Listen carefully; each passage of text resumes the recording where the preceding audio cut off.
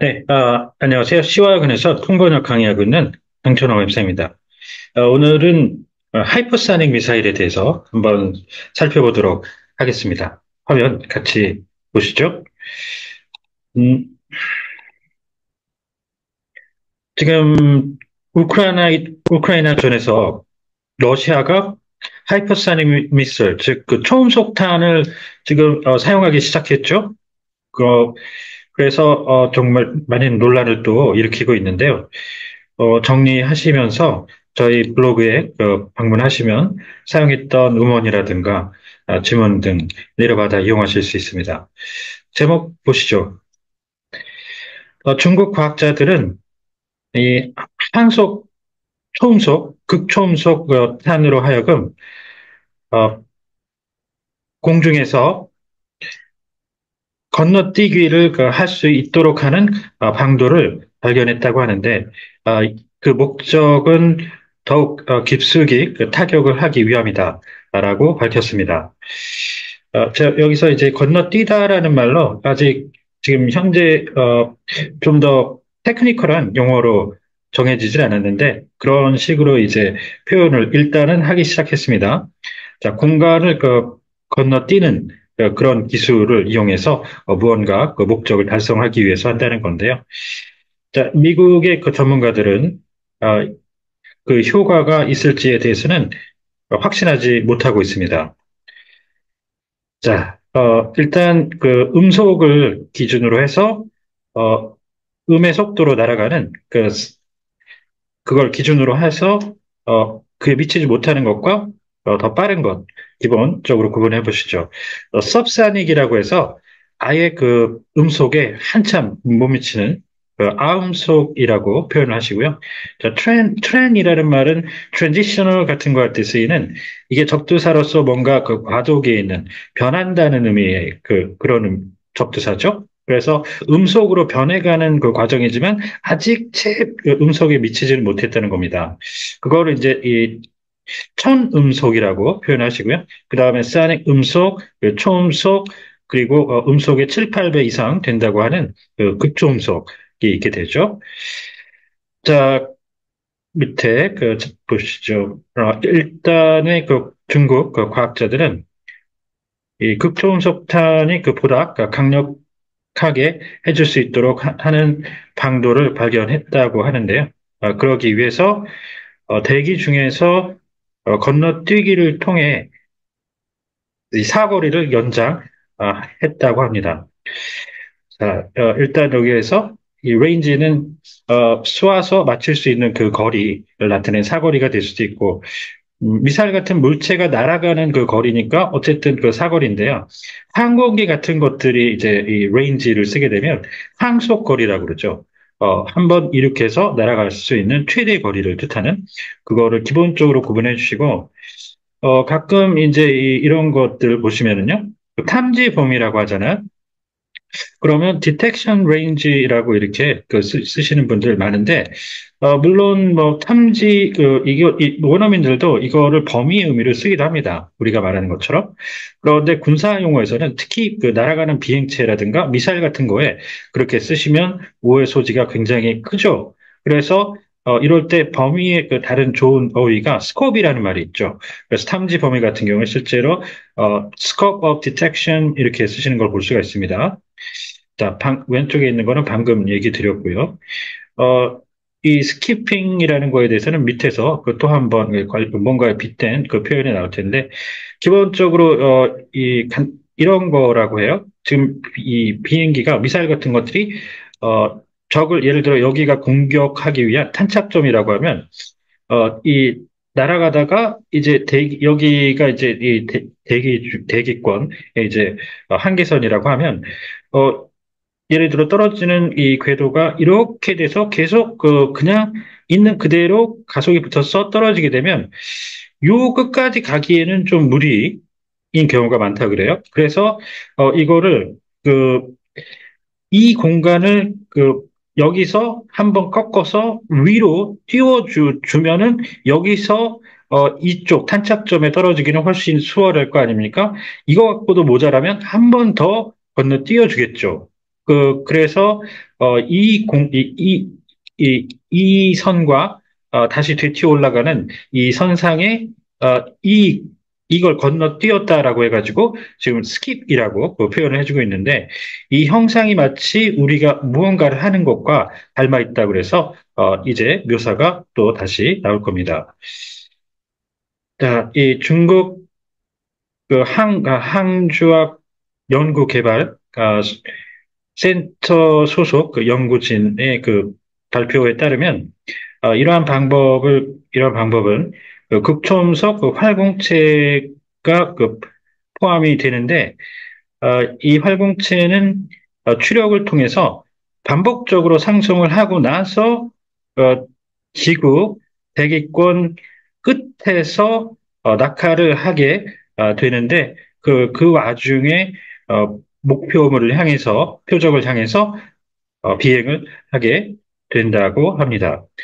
자, 지금 방금 전에 얘기해서 여기서 내려와서 다시 그 추력을 부스팅을 해서 위로 올라갔다가 목표물을 향해서 날아간다는 그 얘기를 여기서 설명을 한 거라고 보시면 되겠고요. 자,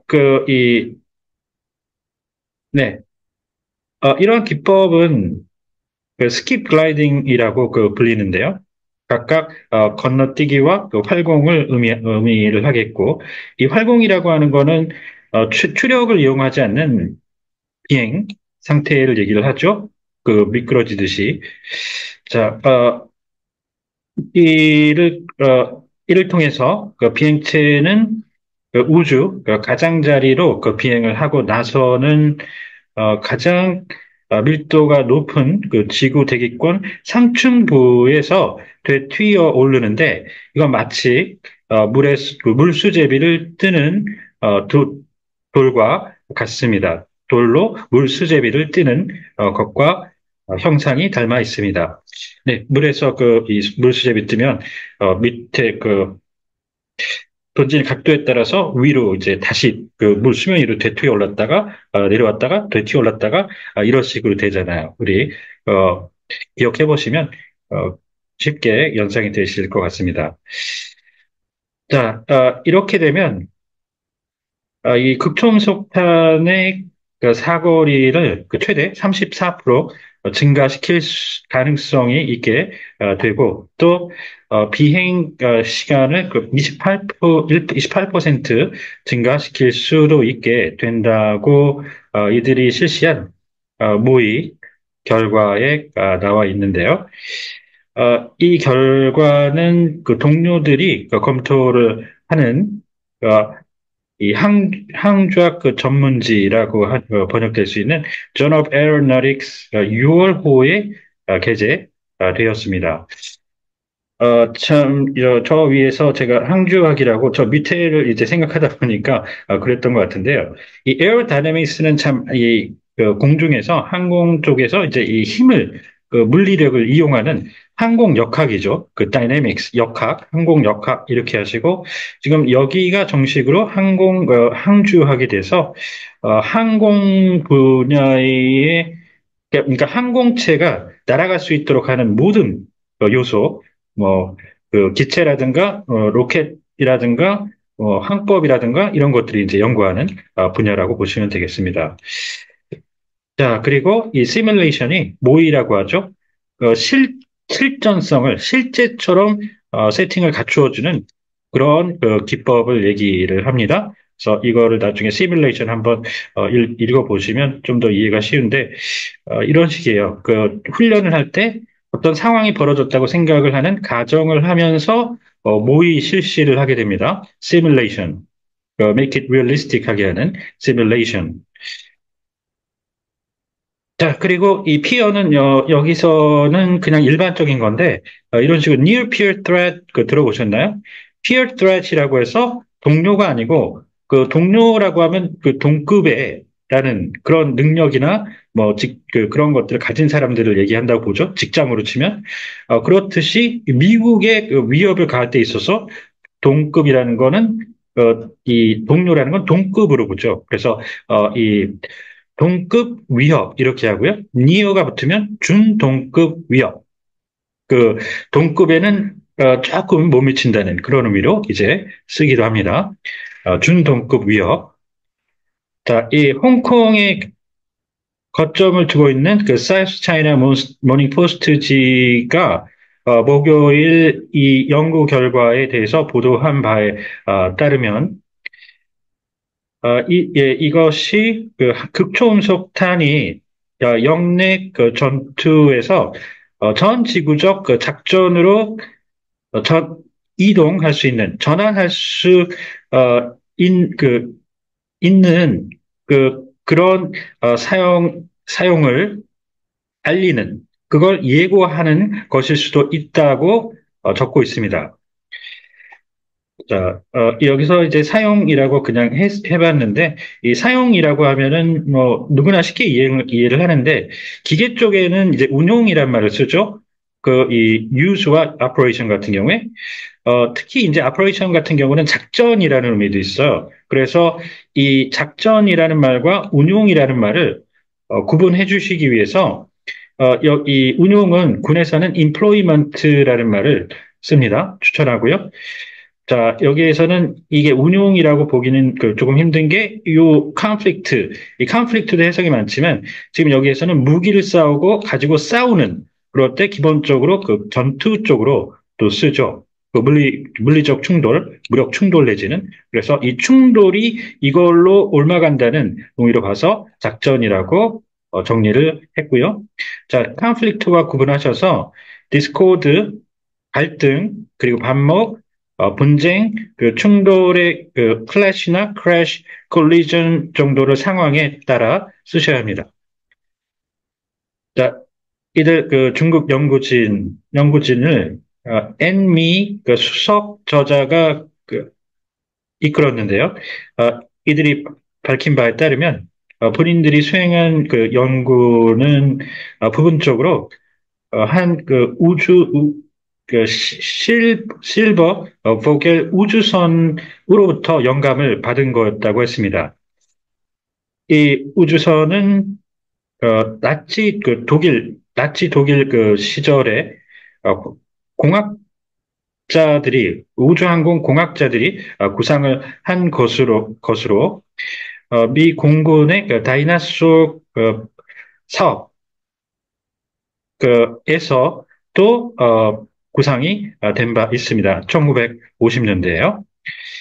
자, 엔지니어 보시죠. 이게 군사 쪽에도 그렇고 비군사 쪽에도 그 기본적으로 나눠 놓으시는 게 좋은데 이 공학자죠, 공학자. 그런데 이 공학자는 군사 쪽에 나오면 이렇게 컴뱃, 시빌 이렇게 하면은 뭐가 됩니까? 각각 전투 공병, 그다음에 이게 민간 용어로는 토목공학 쪽에서 시빌 엔지니어링 쓰는 말인데 군대에서는 그런 걸 만드는 뭐 교량을 놓는다든가 전투와는 직접 그 관련은 없는 기반 시설을 다루는 시설 공병이라고 합니다.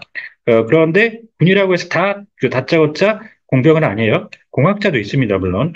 자, 그래서 그 군 쪽에 나오면 공학 요원 하시고, 군 쪽에 전문 요원이 있죠. 그리고 기능 요원이 있습니다. 그래서, 이 기능병, 전문병 할 때 쓰이기도 하는 단어가 있고, 엔지니어 방금 말씀드렸고요. 자, 이렇게 해서 오늘 러시아가 최근에 우크라이나전에서 사용하기 시작한 극초음속탄의 한 면에 대해서 한번 살펴보셨는데요. 중국이 개발하고 있는. 혹시 궁금하신 점이 있다든가 하면 언제든 연락 주십시오. 네, 감사합니다.